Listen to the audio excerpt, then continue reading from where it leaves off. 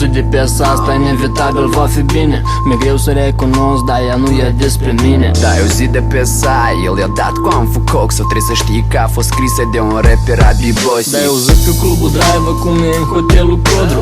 Băi, bratan, pe hodul lui Plahi și curgi podul. Da, eu zic că Mișa Gimpu s-a văzut recent cu Plaha și-a luat și vazilină, cred că a început să-i placă. Da, eu zic de Gabriel, care state junior.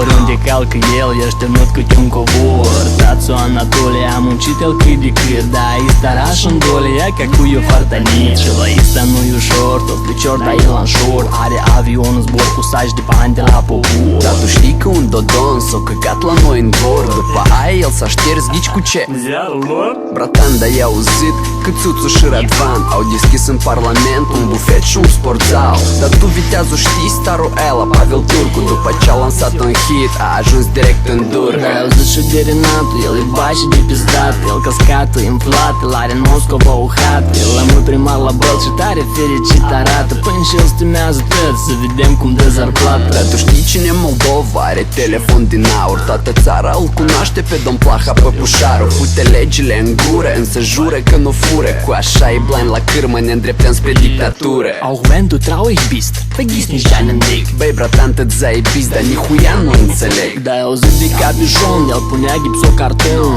Iar acum face show în orice raion. Da, eu zic de viteazul, el tare gros obrazul. El se uită la pornuhă când femei să nu-i acasă. Da, eu zic de busul cel în care au găsit făină. Cum crezi să ar ajunge acel stau pe o săptămână? Dar tu știi că unui dealer i-au furat amfetamină. Vinovatul oare cine? Chiar toacă e de jină. Da, eu zic de pocăiți, eu urăsc bici pocăiți. Hai, sorry, crolic, nolic, eu încep să-mi ies din minți. Crezi că a spus adevărul? Nu știu, are o poveste care poate fi ușor verificată. Ai văzut? Ne-a dat o informație foarte interesantă. E o țară de minuni dacă nu ai auzit. Asta sunt minciuni, tot ce am vorbit. Oare ies, bă frățioare, că și tu le-ai auzit. Și știu că asta doare, fix în vârf și atât. E o țară de minuni dacă nu ai auzit. Asta sunt minciuni, tot ce am vorbit. Oare ies, bă frățioare, că și tu le-ai auzit. Și știu că asta doare, fix în vârf și atât. Mă, băi, ce cu tine? E grav? Un flet, o ciurit.